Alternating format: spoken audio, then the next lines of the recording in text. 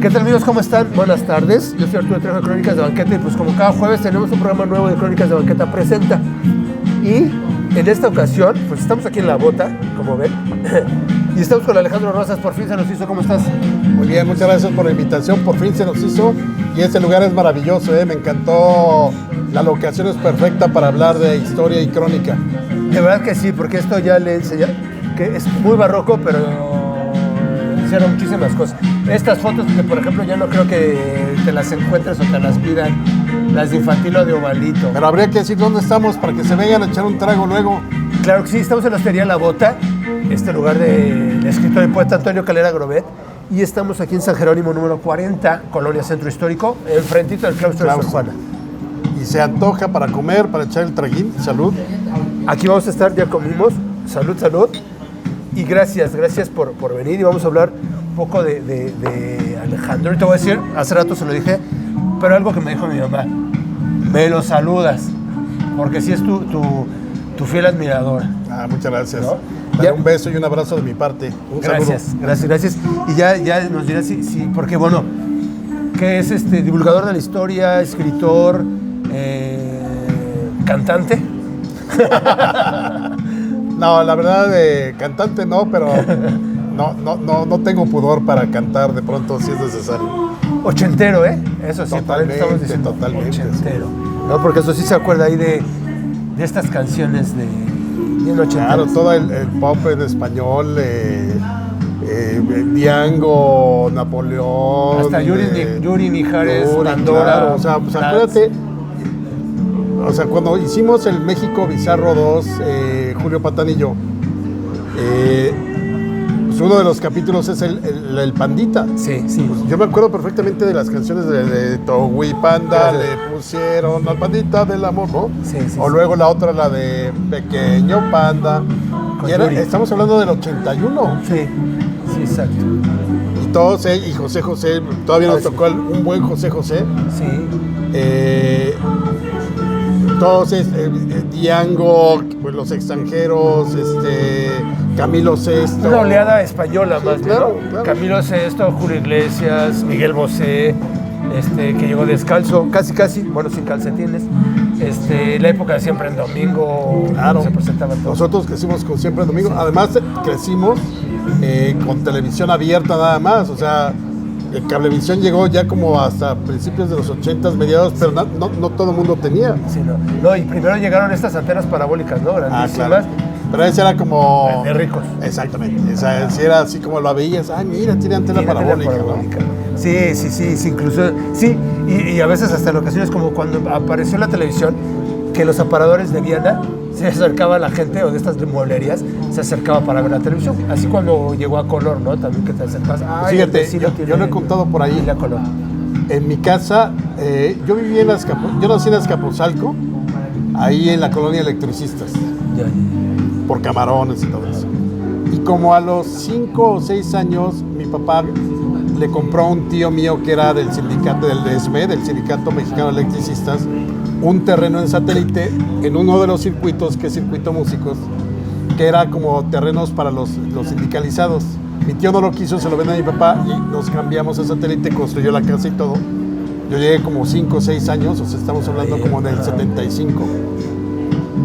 Y rentábamos la tele en un servicio, yo no sé si te acuerdas, Telerrenta. Sí. Entonces te llevaba la tele a tu casa, de las grandes esas no era pantalla ni nada por el estilo. Pero yo me acuerdo que íbamos mes con mes, yo acompañaba a mi mamá a Plaza Satélite, que ya existía porque se inauguró en el 71. Ciudad Satélite empezó a construirse como en el 68 o 69, ¿no? Pero ya 71 Sí, ya. se inaugura Plaza Satélite. Y ahí estaba Telerrenta, entonces íbamos a pagar al mes para que así teníamos dos teles. Mis papás tenían una que era propia y la otra la rentábamos. O sea, es increíble. Ahora levantas una piedra y hay una televisión o una pantalla. O en el Buen Fin las consigues ya de 70 pulgadas. Ya bien baratas. 10,000 pesos. Cuando antes se costaban como 70, 80 mil pesos en claro. Liverpool, ¿no? Y la televisión más bien era la grande, pero era más el mueble que la televisión. O sea, todavía hubo en mi casa el mueble que además era tocadiscos, tele, las dos bocinas integradas, ¿no? Y en mi casa le ponían sus carpetitas con algunas muñecas. Sí, no podía faltar ahí la de las carpetas y arriba ahí los muñequitos de porcelana. Exacto. No sé si te tocó, por ejemplo, el cambiador. Sí, claro. Que le daba ropa y él te daba este tipo de accesorios. Sí. Todos, por ejemplo, estas muñequitos de porcelana y los refractarios Piro Rey casi son de ahí. Te lo puedes asegurar. Los de la casa todavía algunos. Sí, claro. Era típico eso también. Y fíjate, entonces te tocó, y por aquí estaba, bueno, en Azcapotzalco o en la tienda de los electricistas, ¿no? Sí, claro. Que también estas tiendas que hoy en día tampoco ya... No, todo eso desapareció. Eso desapareció. Vamos a verlo, porque se ha convertido, antes de entrar a lo bizarro de la vida que siempre ha existido, ya son 14 libros los tuyos, los que conté. Sí, hay más, pero obviamente ya dejaron de circular porque o se acabaron y ya no los volvieron a editar. Pero yo publiqué por primera vez ya libro en 1999 con Planeta, una colección que se llamaba Diarios Mexicanos. La coordinaba José Manuel Villalpando y nos invitaron a historiadores a elegir un periodo de la historia, pero para abordarlo, porque era para jóvenes, pero abordarlo como si fuera un diario desde la perspectiva de un niño o una niña. Yo elegí a una niña, ese primer libro se llama Diario de Aurora, y era la historia de Aurora que le tocaba, digamos, desde las fiestas del centenario hasta la caída de Madero. Entonces ella te iba narrando lo que ella veía como jovencita en ese tiempo. Ese fue mi primer libro con Planeta. Obviamente ya no se consigue, se acabó la edición y ya. ¿Y ya no hay? Pero no tienes el original y que pueda... Sí, lo tengo, ¿no? Pero quizá en librería de viejo. Hay que ver. Aquí en Don Ceres habría que ver. Sí. ¿Y ese periodo de la historia es el que más te interesa?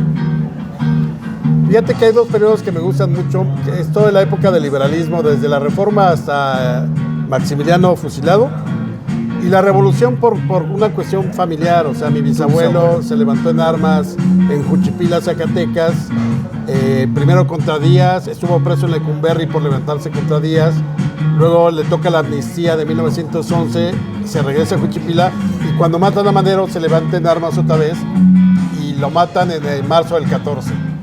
Entonces, de ahí me viene como esta vena maderista, revolucionaria, y me encanta la revolución, sí, o sea, con todas sus contradicciones me parece un periodo muy apasionante en todo.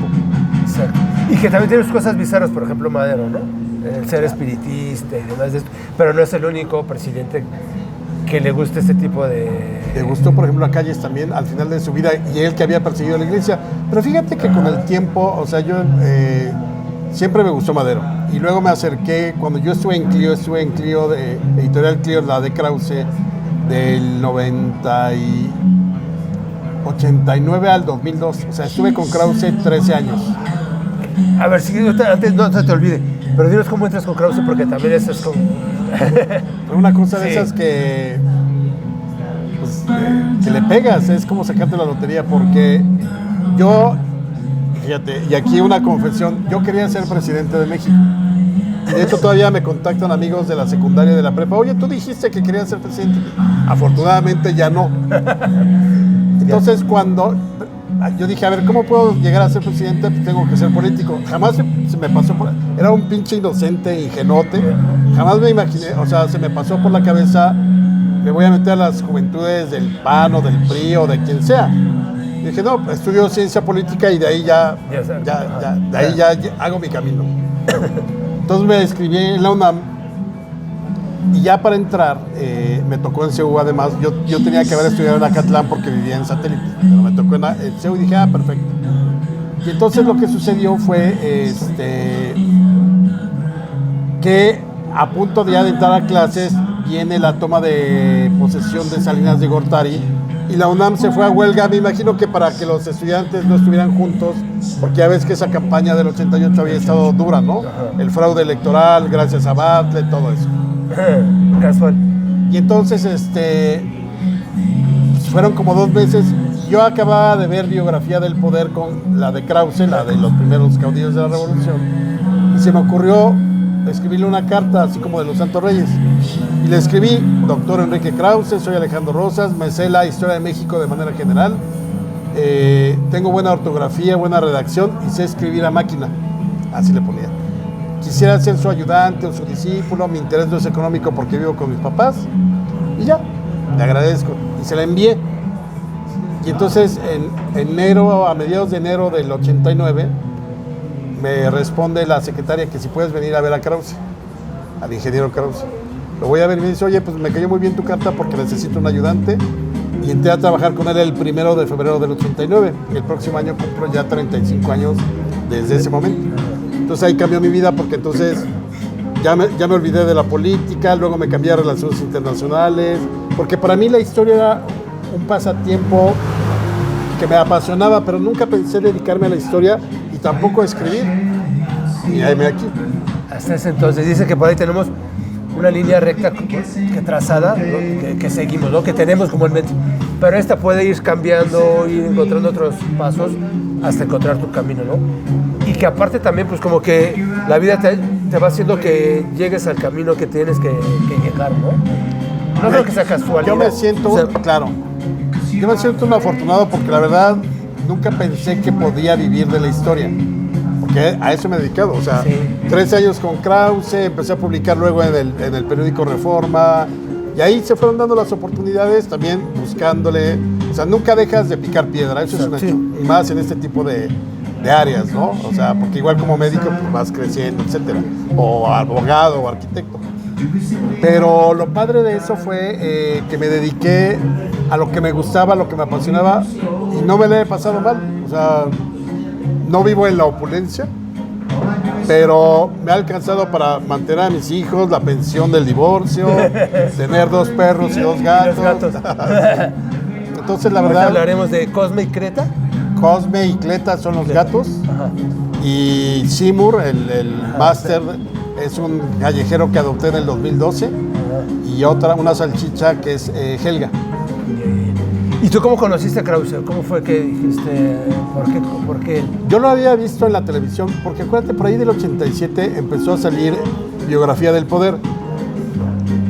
Los libros los publicó el Fondo de Cultura Económica, pero además que cada libro tenía un documental correspondiente que lo pasaban en distintas horas porque, si no mal recuerdo, lo había patrocinado la Secretaría de Hacienda, no sé si la de Agricultura, alguna secretaría lo patrocinaba, entonces repetían, digamos, Madero Zapata, El amor a la tierra, así se llamaba él. Entonces, el documental que salía del libro, te lo pasaban en distintos canales, en el 4, en el 9, a distintas horas. Y ahí me encantó la manera de cómo él recuperó toda esa parte como muy personal de los caudillos. Ahí yo aprendí, por ejemplo, este asunto de... él lo cuenta porque cita a Soto Inclán, que fue el gran biógrafo de Zapata y además lo conoció, que en una muy buena cosecha de sandía Zapata no se compró un pedazo de carne porque no podía comer, sino se compró una botonadura de plata para su traje charro, ¿no? Entonces, ese tipo de cositas me gustaron. Y te digo, en el ocio de la huelga previa a la toma de posesión de Salinas, fue cuando dije, pues igual, o sea, no sé por qué, pero decidí escribirle y pues, se me cumplió. Y ahora mira cómo es tratado Krause. Pero, y un poco también te gustó ese tipo de cosas, así de como datos curiosos de la historia, ¿no? Me encanta eso y por eso me gusta mucho lo que tú haces, o sea, en Crónicas de Banqueta, porque no te vas como a lo general, no te vas a... Y entonces el Porfiriato, no, me explicas una calle o me explicas un monumento, me explicas un edificio o una leyenda. A mí eso es lo que más me gustó de la historia, como la cotidianidad, ¿no? Ajá. Entonces, obviamente yo hice mucha investigación para Editorial Clio y todo, pero de pronto te encontrabas notas como una que siempre menciono y que por allá publiqué en algunos libros. El primer elefante vivo que se conoce en la Nueva España es en 1800, por ejemplo. O que Madero fue el primer presidente o jefe de Estado en el mundo que voló en un avión. No comercial, 4 minutos. Entonces, ese tipo de cosas me encanta. O sea, ese detallito que es lo que hace a la gente voltear a ver a la historia. Porque si tú hablas, no, pues entonces Juárez y su ideología, nada, qué huevas. Sí, y aparte de decirle, ¿no?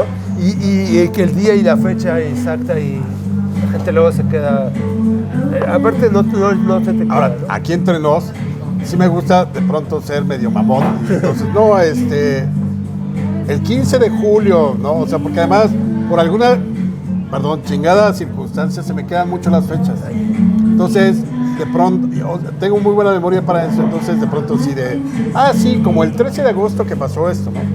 Pero realmente, si tú quieres comprender la historia, vete a los detalles, vete a cómo vivía la gente. O sea, por ejemplo, es maravilloso que hoy Francisco y Madero, aquí en el centro, se haya llamado en algún momento dado Plateros, porque ahí siguen los joyeros. O sea, era el lugar de la platería de los joyeros. Sí, Y hay mil historias.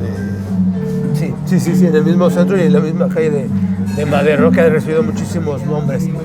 Y después también haces, ya estos libros, el que se llama, el que es una historia diaria, los 365 historias. Bueno, 365 días es como la suma de todas esas investigaciones y dónde iba rescatando. Pero todo eso, en una primera instancia, lo publiqué en el Reforma. En aquel entonces la editora de cultura era Dinora Basáñez, una gran amiga y que súper generosa porque me abrió las puertas, pero además pagado. O sea, que eso hay que decirlo aquí. Sí. El trabajo intelectual de historiador, de escritor, de poeta, de novelista, hay que pagarlo. Una conferencia hay que pagarla. Exacto. Bueno, entonces me abrieron las puertas en el Reforma y tenía una pequeña columna que se llamaba Relicario.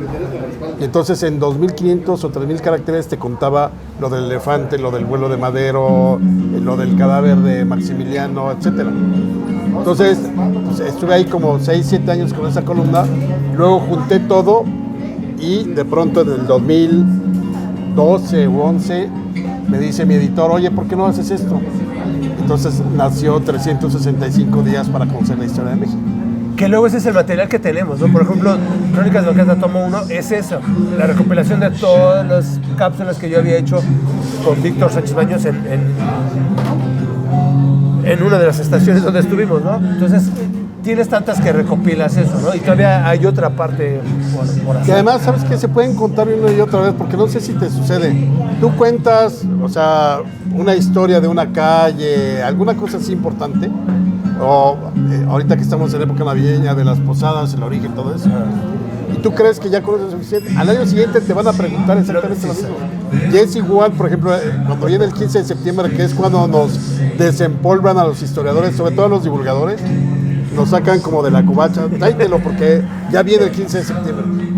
Y tú puedes volver a decir, oye, es un mito lo de que Porfirio Díaz haya cambiado la fecha. Y te siguen preguntando, oye, ¿es cierto o no? Entonces, la historia ahí está, pero sí, hay que seguirla contando. Sí, es verdad, es verdad. Y aparte por los que no te oyeron esa vez, ahora te vuelven a oír esta vez, ¿no? Siempre es lo mismo. Claro, siempre va a haber público para todo. Y a lo largo de todos estos libros, ayer que contaba 14, pero a la fecha o los más recientes, porque también han sido varias coautorías, ¿no? Varios libros ahí pero hay temas, la parte bizarra, ¿no? Que es lo que decían, y empezaste a hacer junto con Julio Patán, México Bizarro, porque la verdad que a través de toda la historia, no vamos a decir, porque ahora últimamente ha habido más estas bizarreces, pero siempre han existido. Siempre. ¿No? Y bueno, yo ahí por ejemplo, te diría, Morenadas, que es uno de los más recientes con Julio Patán, es básicamente México Bizarro, pero aplicado nada más a lo que ha hecho Morena en este sexenio. Sí. Bueno, hasta el 2022, no es completo.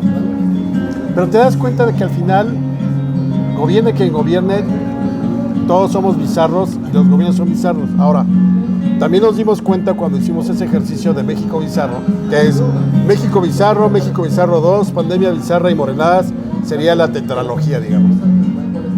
Pero te das cuenta que todos los países, imagínate un Rusia bizarro con Putin, ha de tener 17,000 o Chávez o Bolsonaro, o sea, pero es un hecho que cuando un gobierno se aleja de el respeto a la ley, a las instituciones y a todo el marco jurídico, es más proclive a ser un gobierno bizarro. Exacto.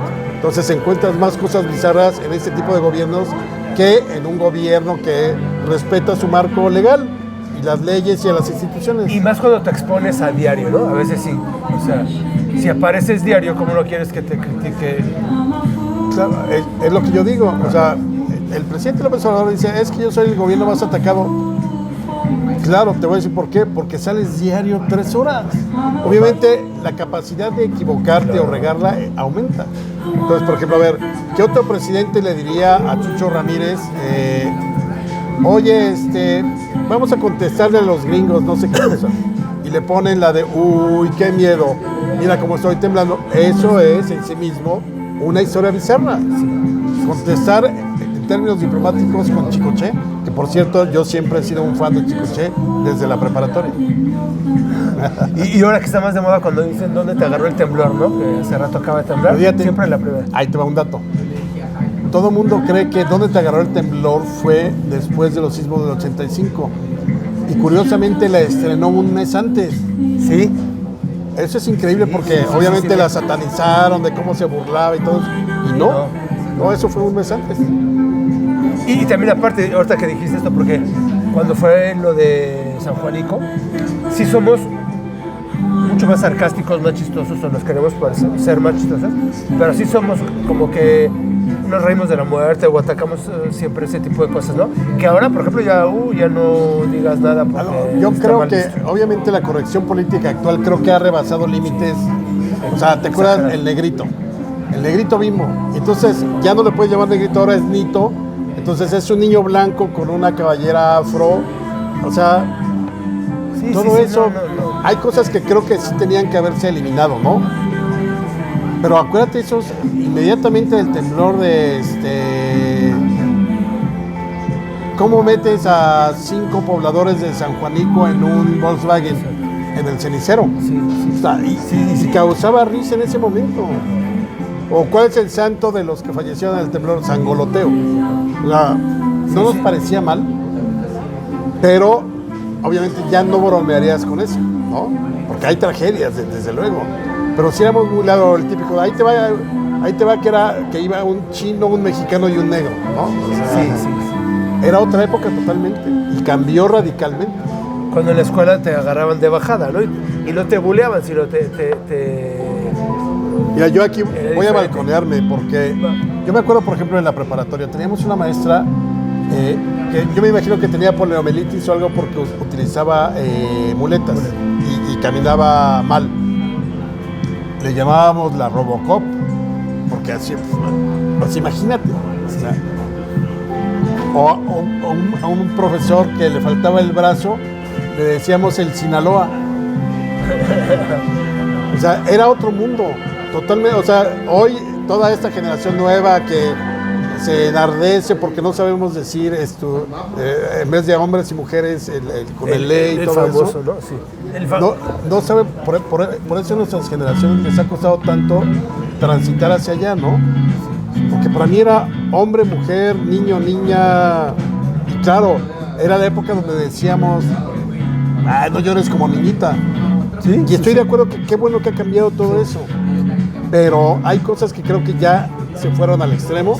Yo creo que como en toda la historia, el péndulo está en un extremo, va a regresar a posicionarse a la mitad, ¿no? El famoso lenguaje inclusivo, que dices, exagera.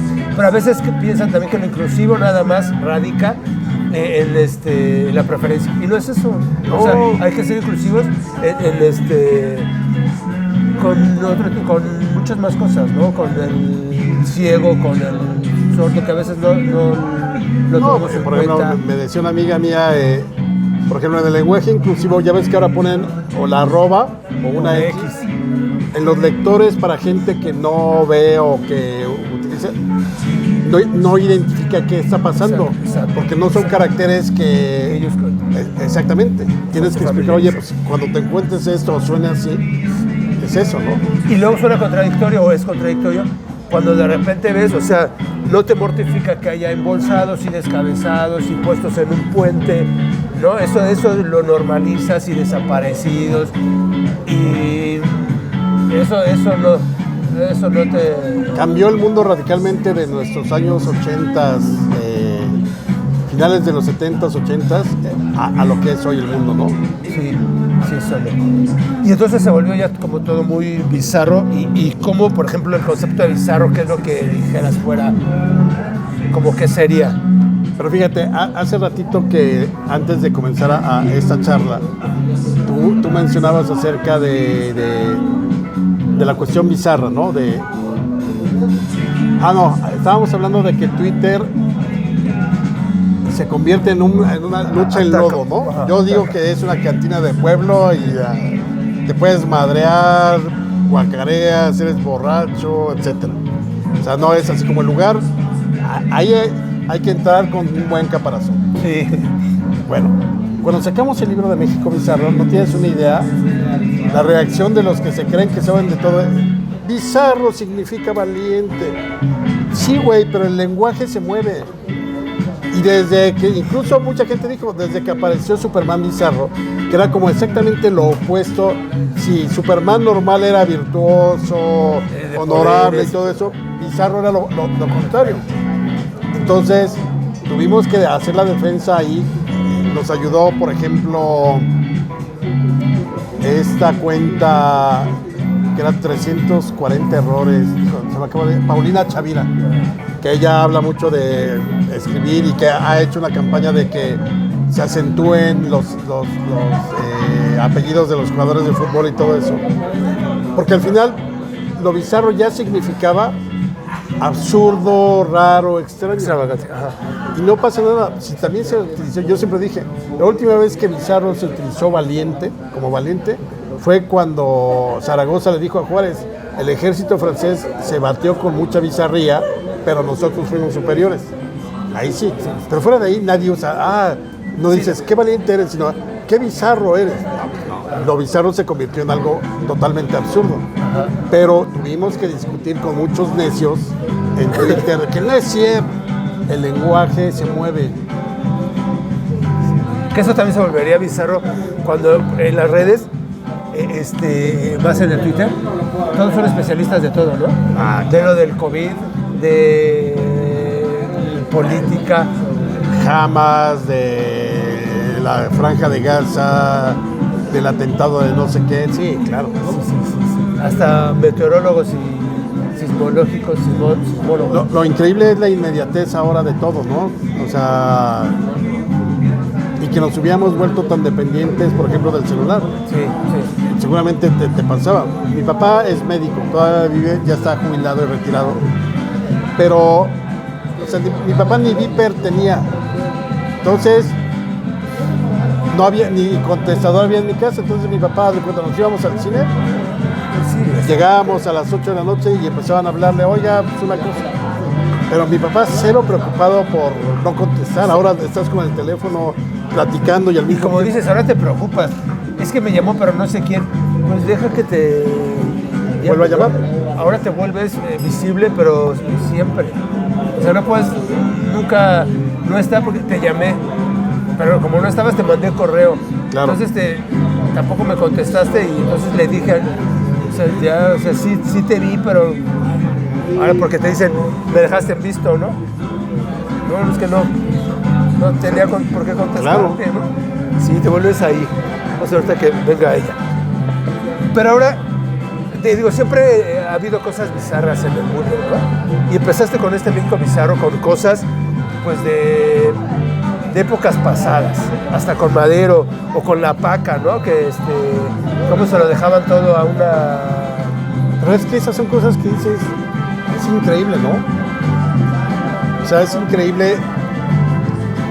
Ahorita para que edites. Sí. Otro tequila, por favor. Sí. Es increíble que eso haya sucedido, porque, por ejemplo, tú me decías que lo de Madero es muy bizarro, pero a ver, yo siempre he dicho, Madero, él decía que se comunicaba con los espíritus, tal, y él cree en la filosofía espírita, bla, bla, bla. Pero él era un hombre de fe y creía en eso. Cuando tú hablas, haz de cuenta, un católico que dice, es que como estaba loco, excéntrico, no sé qué. Bueno, el católico cree que en el Dios en el que cree nació de una virgen que no fue tocada por hombre.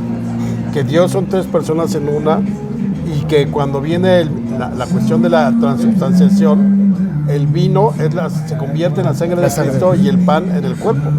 Entonces, al final, es tan absurdo como podría ser el espiritismo, nada más que es una cuestión de fe, y hay que sacarla de la ecuación, ¿no? Gracias. Gracias. Sí, exacto. Salud. Salud, amigos. Salud. Sí, es verdad. Y aparte también habló de Madero, pues también fue atacado y no estaba de chillón, ¿no? Digo. Aguantó candela y Juárez. O sea, si tú ves, por ejemplo, las caricaturas políticas que le hacían a Juárez, no inventes. O sea, verdaderamente eran periódicos que desaparecían o los desaparecían. No, y eran periódicos de los propios liberales. Sí, exacto. Son verdaderamente, lo ponían de una manera grotesca y él aguantaba candela. No, aquí sí, o sea, yo siento que como historiadores tendremos que hablar de este régimen. Desde la perspectiva de la historia tendrán que pasar 25, 30 años. Exacto. Pero ya sí, nada más de lo que puedes recuperar en este momento, sí te das cuenta de que no habíamos tenido un presidente como este en muchos sentidos. Esa es un poquito que no podemos decir que es o no una transformación, porque tampoco lo sabían. Vamos a hacer una transformación con las leyes de reforma. Ahora con la Qué bueno que lo mencionas, porque exacto, Hidalgo no dijo, vamos a levantarnos hoy para hacer la primera transformación, ¿no? Y luego Juárez, oye Melchor, vente, vámonos a Veracruz y lanzamos la ley de reforma para garantizar la segunda transformación. Esta idea de las transformaciones es a toro pasado, ya cuando sabes el resultado de lo que sucedió. Entonces, a verse, yo creo que esto no va a triunfar. No veo como los elementos para decir que México ha cambiado. Para empezar, se prometió demasiado y un sexenio es poco. Y hay muchas cosas que obviamente ni nos convertimos en Venezuela, que yo creo que ahí sí los muy dramáticos. Vamos a hacer Venezuela, me parece que exageraron. Ni tampoco la economía está como de, el dólar iba a estar así. Afortunadamente. No, afortunadamente. Pero yo sí creo que es un país que se ha pauperizado, por ejemplo, en el respeto a la ley y a las instituciones, en un sentido de darle paso a la mediocridad, cuando yo sigo pensando que la meritocracia existe y debe de ser, no todos pueden ser el mejor. Elige a los mejores, a los otros, claro, abre fuentes de trabajo y todo el mundo tendrá en su momento. Busca mayor equidad y justicia, pero así como de hoy estamos en una situación de un país, si esto era la cuarta transformación, híjole, qué visión tan pequeña tenían. Y lo que pasa es que ha resultado como todos sus proyectos, ¿no? Estas cosas que inaugura que no están terminadas, así es la mentalidad, o sea, como si fuera una inauguración, no está terminado. Pero fíjate, eso era muy típico también del priismo y del panismo, ¿no? O sea, Alemán inaugura el Auditorio Nacional en 52 en junio y se utilizó hasta el 54. O Seúl en noviembre del 52 la inaugura y hasta el 54 empezaron las clases allá. Es normal. Pero aquí todos los proyectos importantes han sido inaugurados antes de tiempo. Bueno, hoy seguimos esperando a la refinería. El primer barril refinado, ¿dónde está? Ahora, yo por otro lado, si yo fuera presidente en la siguiente administración, no cancelaba esos proyectos. Si ya gasté, no voy a ser yo quien despilfarre. Vamos a ver cómo le sacamos provecho. Pero no hay continuidad. Y no hay continuidad porque ahora va lo mío, entonces desecho lo anterior, como el aeropuerto, que también eso fue, y entonces hago otras cosas y ya me pierde esa continuidad. No hay un plan bien hecho a largo plazo. O sea, planes seccionales, pues no, ya estamos viendo que no funcionan desde hace mucho tiempo. Gobierne quien gobierne. No, y yo creo que, mira, nuevamente creo que si pudiéramos hacer un denominador común, este país es el país de las oportunidades perdidas. O sea, yo creo que si López Obrador hubiera llegado no con un ánimo de vengador, ni de vamos a desquitarnos, sino, a ver, ¿qué sirve de esto? Auditemos. Sí, hay mucha corrupción, auditemos. Aquí encontramos a 3, aquí 4, no destruyamos nada, vamos a componerlo y a mejorarlo. Entonces, este sería otro país. Pero no sucedió. Y en el camino te encuentras muchas cosas bizarras, ¿no? Como también lo mencionas, ahí el códice Sheinbaum, ¿no? Con quererle cambiar el nombre a las cosas ya creemos que ya... Bueno, tú te has de colgar de la lámpara, desde quitar además engañados, porque Sí. vamos a restaurarla y a mejorarla y a limpiarla, la de Colón, y ya no regresó. Exacto. Luego, a ver, si tú crees que cambiándole el nombre a una calle, vas a redefinir la historia, estás frito. Y Claudia Exacto. será científica y lo que sea, es una inepta y una tonta para eso. Exacto. Al llamarle al Puente Alvarado, que además tiene una historia legendaria. Olvídate si él fue un hijo de la chingada. Síguelo llamando. Ahora México Tenochtitlán. Uy, además se volaron la México barra. Tenochtitlán, o Zócalo Tenochtitlán, ¿no? Ese tipo de O el cosas árbol que- de la noche victoriosa. Ahora sí, exactamente, ahora el árbol de la noche victorias. Que aparte, digo, esos puntos que ya deberíamos de mejor ir como cambiándole el chip a la gente, de que entienda de que estos 500 años creo que no han servido de nada, ¿no? Y seguimos culpando cuando decimos nosotros. ¿Por qué decimos nosotros creyéndonos un México que no existía? Porque todavía no existía México como No, y además, tal. por ejemplo, a ver, Claudia habla de nosotros como si su familia hubiera llegado aquí hace Ajá. 500 años. Exacto. Perdón, Por eso de ahí es una migrante y qué bueno que llegó su familia y nació aquí, es mexicana, y eso nadie se lo niega. Pero asumirse como de yo soy la defensora de los pueblos originarios, cuando ni siquiera los mexicas eran pueblos originarios. Exacto. Ellos Exacto. llegaron a arrasar con los pueblos originarios. Pero es la manipulación de la historia que siempre se ve en la política. Y ahí también un poco eso ha sido manejando desde, y en los libros y en todas partes, ¿no? Miguel Alemán con estos famosos niños héroes, ¿no? Que sí existieron, pero la historia es diferente. Pues mira, yo ahí simplemente digo, ¿por qué para mí son héroes? Porque a pesar de que se podían haber ido a sus casas, ellos, los que fallecieron, más otros 50 cadetes que se quedaron, decidieron quedarse para defender a la patria y a su colegio. ¿Qué más acto de generosidad y de heroicidad? Que si se envolvió, que si no, es lo de menos. Pero eso es lo que tendrías que reconocer, el acto de generosidad de estoy dispuesto a sacrificarme por esto. Y también ha sido muy mal contada esa historia. Sí, pero aparte de hacer una propia de unos restos que encontraron y que eran ellos y... Fraude óseo, de Alemán. Ajá. Igual que el fraude óseo que hizo de los restos de Cuauhtémoc, que no son, ¿no?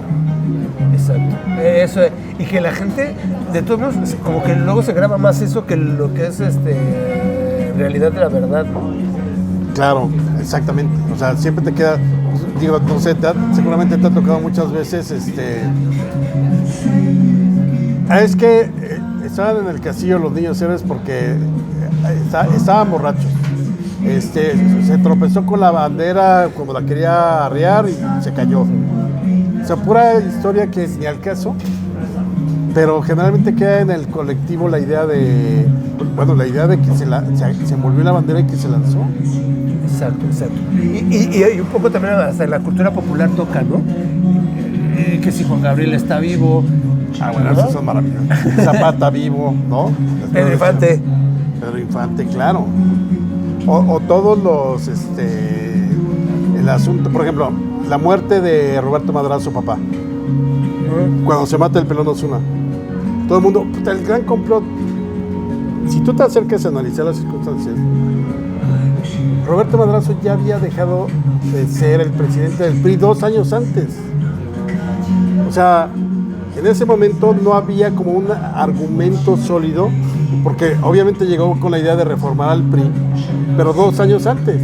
Obviamente Díaz Ordaz no lo dejó, salió de ser el dirigente, el presidente del PRI, y siguió la vida política, pero no era alguien tampoco como para pensar, puta, va a poner en riesgo, no. Pero todo el mundo, no, es que quería reformar a México, sí, güey, pero ya no era presidente del PRI. Simplemente es ir atando como los cabos de las circunstancias, y los contextos siempre son fundamentales. Exacto. Sí, porque a veces igual la historia no la toman en su propio contexto, en el contexto de la época, sino lo traen a ¿no? Y dicen, pues es que no era así, no era Gloria Trevi, ¿no? Por ejemplo, también lo tomas ahí en el libro. Híjole, pues es que ahí está también todo un caso, ¿no? O sea, todo lo que le pasa a ella, pero también cómo se va envolviendo. Mira, cada quien tiene su opinión, yo creo que ella fue víctima. Por la edad, la manipulación, todo, tomó muy malas decisiones. Hoy la quieren crucificar, desde luego. Pero a mí me parece que viendo, digamos, ya el escenario a la distancia, me parece que ella también fue víctima. Sí, yo también lo he dicho porque se involucran muchas cosas. Luego también dicen las mamás, ¿no? Pues las mismas mamás querían ser famosas a la hija. Entonces están dispuestas a hacer lo que sea y lo hicieron con tal de que la hija fuera, vamos, que total que ni fue. Yo lo que sí, para mal, por supuesto, pero de Sergio Andrade era súper inteligente para poder volverlas a todas. Es un genio malévolo, Andrade, sí, claro. Eso sí. Y luego también viene Luis Miguel con la incondicional, con un corte de cabello que se llama el colegio militar. Bueno, ahí fíjate que yo investigando, porque obviamente cada historia de los bizarros, pues había que buscarle, ¿no? Ajá.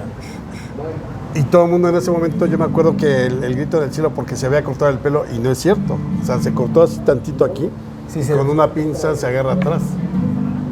Pero pues salí ahí del colegio militar, que además, fíjate, es increíble cómo le permitieron como para tratar de que la gente o los chavos se inscribieran al colegio militar porque andaba abajo de inscripciones. Y ese causó furor. Era nuestro Top Gun mexicano. Sí. ¿Y ese fue qué? ¿80 o 90? Ha de haber sido 89. Sí. Por ahí. Sí, pues hasta hoy en día, pues de los mejores cantantes que tenemos. 89, no, eso sí, no, indudablemente. 89-90 porque era Rivielo Bazán, si no mal recuerdo, el secretario de la Defensa. Y era con Salinas. Sí. Que le tomó mucho ahí. También hay otro, pero ese fue con López Portillo, su amigo, con la colina del perro. Jan González. No, pero creo que la colina se la regala a Durazo. A Durazo. Durazo ahí hace el Partenón. El que hace aquí, lo hace ahí en la colina del perro. Porque era su amigo en la primaria Benito Juárez de la Roma, ¿no? Ahí se conocen. Al parecer en algún momento dado... Durazo lo defiende. Exactamente. Que no era muy bueno para los golpes y Durazo sí. Y entonces ahí se hizo super carnal. Sí. Pero fíjate, lo triste también de esta historia es... todo el mundo nos quejamos bueno, no todo el mundo, sino yo creo que nuestros papás más bien, porque yo todavía cuando sale López Portillo yo tendría 12 años, estaba 76. Saliendo de... No, él asume en 76 y deja en 82. Cuando deja la presidencia y que empezaron a salir los escándalos de corrupción pues yo tendría 12 años, pero oía todo, ¿no? Pues que el corrupto del Negro Durazo y salió la película de el Negro Durazo y todo eso. Pero fíjate, a mí todavía me tocó, seguramente a ti, que podías tú salir a jugar a la calle siendo un niño de 5, 6, 7, 8 años sin que te cuidaran tus papás o la tía y todo. O sea, fue una época realmente que, para bien o para mal, la policía hacía su trabajo y estaba contenida la delincuencia. Robaba pero poco. O mucho. Dice ahí. Pero el punto es, yo no sé qué preferiría hoy la gente. O sea, igual, un policía corrupto pero que mete en orden. Es que esto de la seguridad es como una bola de nieve, ¿no? O sea, sí lo tenía controlado. Perfectamente Arturo Durazo Moreno tenía controlado, porque existía, por supuesto, ¿no? Y que a lo mejor empezaba. Pero esto va creciendo con el sexenio. Y porque había mano dura también. O sea, derechos humanos, ni quién pensar en ello. Y sucede lo mismo con los regentes, o los llamados regentes, ¿no? Con los jefes de gobierno. Con Uruchurto y con el que estuvo en el 68, ¿cómo se llama? Corona del Rosal. Corona del Rosal, mano dura, o sea, regentes duros, ¿no? Como era el regente de 10, no me acuerdo cómo se decía, pero era otro tipo de, ahora sí es más guango, más. Bueno, ahora nadie dejaría a su hijo salir solo a pedir Halloween a los 6 años. Sí, y es verdad que decías, y eran las 8 o 9 de la noche, ya cuando te gritaban y decían, ya métete. Pero tú estuviste en la calle afuera todo el día y no era necesario que estuviera Todo el alguien. día. Porque aparte eran todos los vecinos, ¿no? Y ahora... No, se descompuso también toda esa parte. Sí. Ahora, yo no quiero decir que con esto necesitemos regresar a un policía corrupto que golpee y mate y desaparezca. El problema es que no hemos encontrado tampoco el equilibrio entre un policía que pueda hacer su trabajo de investigación y asistido por las leyes pueda combatir. Y estamos como ahí en el limbo. Estamos ahorita a merced de la delincuencia y del crimen organizado. Exacto. Sí, eso. Por eso, yo no sé, dice a lo mejor la gente exagera cuando piensa en un régimen parecido al venezolano, quizá no, o a Cuba, pero poco a poco sí hemos ido cambiando, donde ya no es nada seguro y donde, o sea, ya no se ve tan tranquilo como cuando éramos. No, tranquilos ya no. O sea, el crimen organizado está a tope y domina, se estaban saliendo algunas cifras, o sea, como el 60% de los municipios están bajo el dominio de la extorsión del crimen organizado. No hay Pedir el derecho de piso. Y esa es una... O sea, quien gane la presidencia en 2024, si no trae un plan distinto, vamos a seguir con... Yo creo que incluso se puede rebasar el número de muertos de este sexenio. Totalmente. Que ya es un récord. Sí, ya vamos para allá. Lo que pasa es que, o sea, porque tampoco, digo, no nos tapamos no tapamos el sol con un dedo, ¿no? Existe el crimen organizado, pero que más bien haya como el dominio del gobierno hacia con ellos, ¿no? O sea, que les digan, sí, pero ya... Aquí sí necesita llegar alguien con una visión totalmente distinta. Tiene que ser fuerza, aplicación de la ley sin temblarte la mano y justicia e investigación. Si no haces eso, no puedes llegar a... Vamos a tratar de una amnistía. O sea, ¿por qué un delincuente se querría amnistiar? ¿O qué le ofrece el gobierno a un delincuente cuando gana, qué te gusta, $50,000 al mes a un cabecilla mediano por transportar droga? ¿Qué le dices? Pues, oye, te prometo una parcela para que trabajes la tierra y ganes tus $50,000 en 10 años. Sí. O sea, esa idea de... Es que una amnistía, si fuera una guerra civil, estoy de acuerdo. Si fuera un movimiento como el de los zapatistas del 94, estoy de acuerdo. Pero aquí, para cambiar el régimen y eso, aquí son delincuentes. Ellos no les importa quién gobierne mientras sigan enriqueciéndose. Claro. No, pero aquí ya sobrepasó. Ahora el crimen organizado está encima del gobierno, ¿no? Y para que digan, hagamos un llamado a unirnos por la paz, ¿no? Como dijo... Eso es. ¿Qué van a decir? Los delincuentes, así, arroja tu arma y vamos a caminar juntos.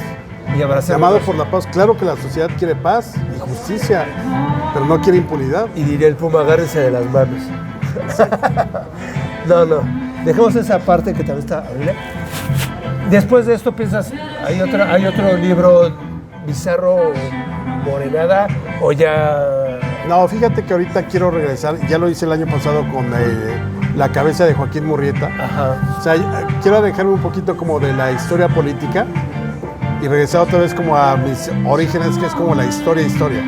Entonces, el año pasado que escribí La cabeza de Joaquín Murrieta, que es un libro muy curioso porque todo el mundo cree que de ahí salió la serie y no.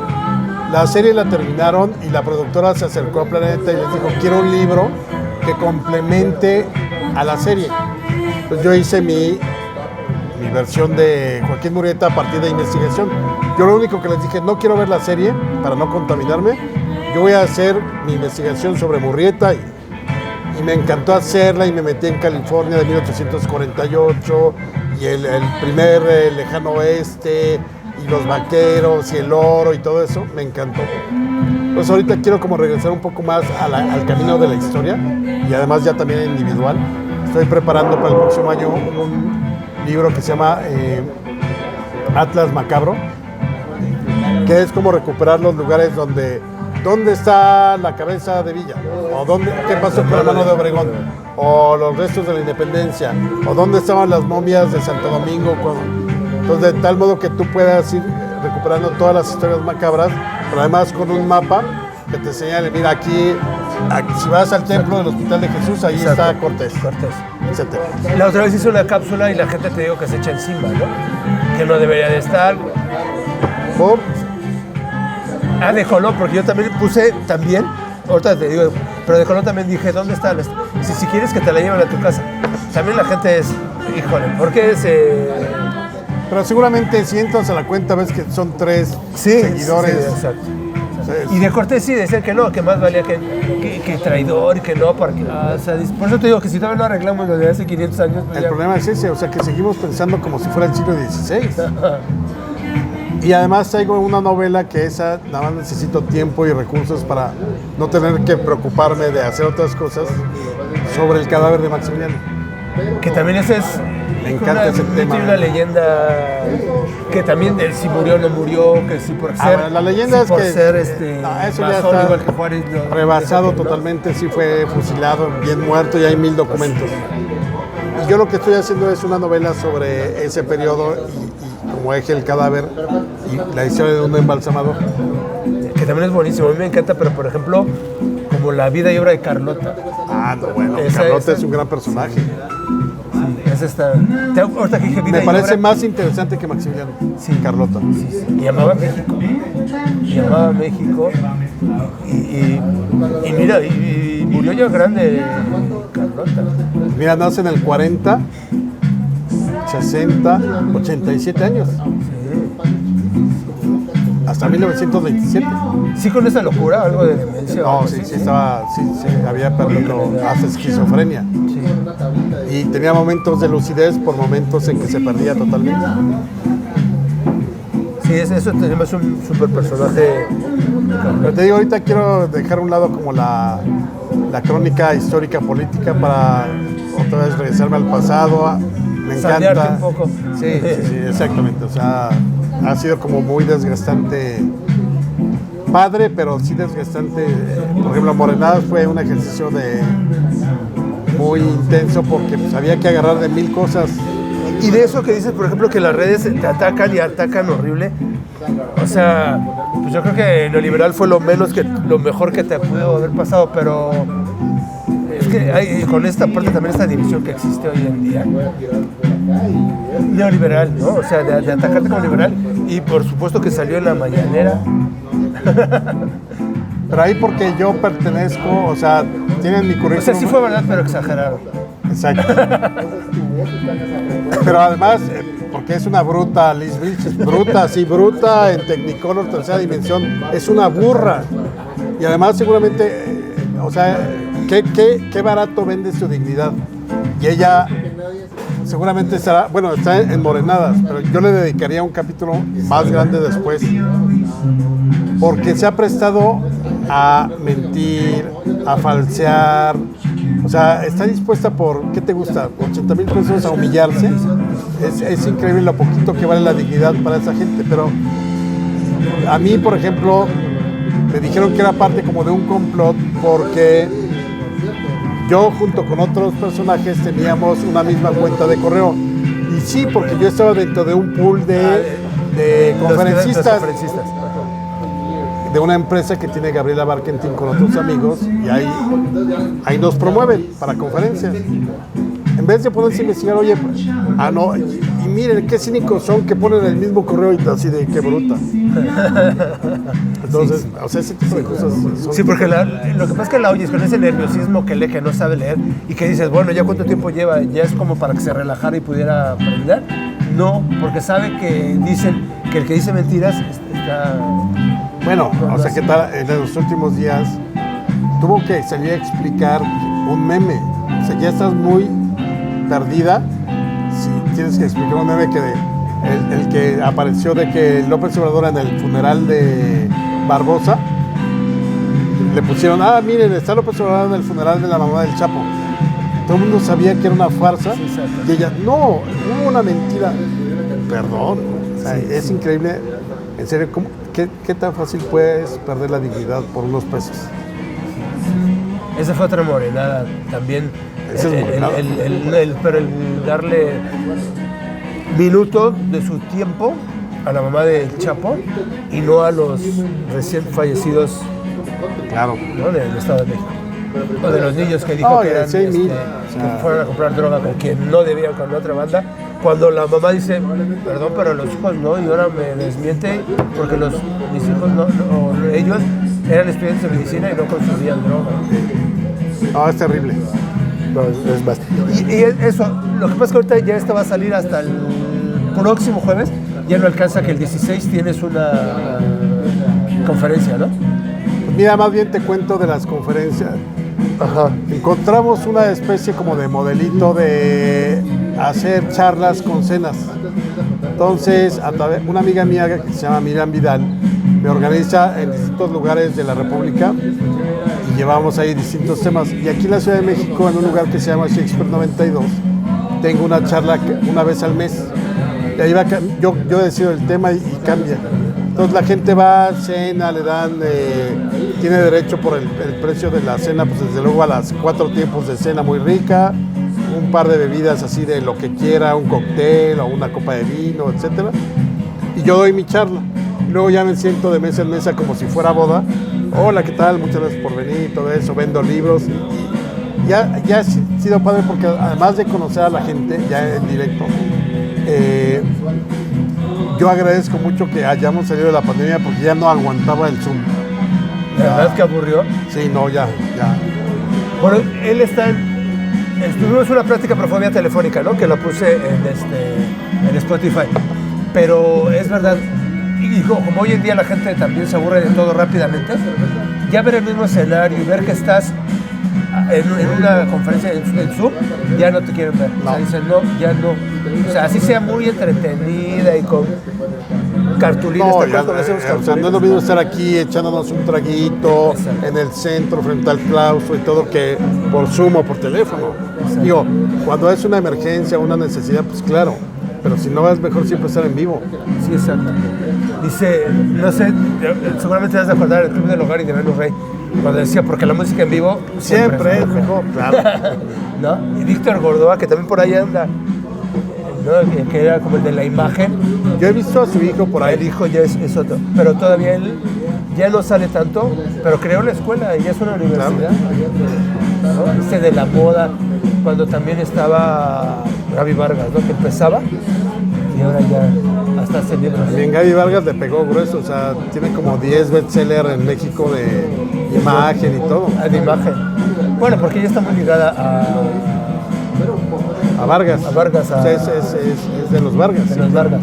El canal que se me olvida, ¿no? Que es que empezó DirecTV era ellos, ¿no? Sí, Eran- de MBS. MBS. Que empezó con ese tipo de cuando la televisión era de paga. Y DirecTV duró nada aquí en México. No. Siempre le pegaron, ellos también quisieron tener canal y también le pegaron, no han querido al señor Vargas. Que esa es otra, también se unen ahí. Pero bueno, y también gracias porque también Alejandro, bueno, fuiste tú que hizo el contacto para que yo pudiera estar en N+. ¿No? Mira, yo siempre que no puedo o que me preguntan algo que creo que eso hay que reconocerlo. O sea, cuando uno no sabe, hay tanta gente valiosa que el pase a gol. Sí, exacto. Entonces, cuando me preguntan de cosas de la ciudad que yo realmente conozco de una manera general, pero no soy un experto, yo te recomiendo, claro. O sea, Gracias. lo seguiré haciendo así. Ahí estuvimos un tiempo, pero bueno, también ha cambiado ahí esto, pero te lo agradezco de verdad, muchísimas gracias por estar nuevamente. El contacto, pues bueno, también fue gracias a Marley y a Moni, ¿no? Que estuvo recientemente en la feria de Guadalajara. de Guadalajara, que es lo que decíamos, como que se ha vuelto ya, yo digo, la número 1. Es la onda, sí, claro. Y bueno, a todos los que nos están escuchando, cuando nos inviten a dar una conferencia, hagan su guardadito y paguen. Sí. Conferencias, colaboraciones, cápsulas. Necesitamos Visitas. Ajá. fomentar el pago al trabajo intelectual. Sí, completamente. ¿No? Porque esto no es, decíamos hace rato, no es un hobby, o sea, es algo No, que se dedica a uno. Es su vida profesional, claro. Pero ahí estamos. Muchísimas gracias. Nos vemos el próximo jueves con otro invitado más. Gracias y feliz año porque va a pasar. Igualmente, felicidades a todos. Gracias a todos.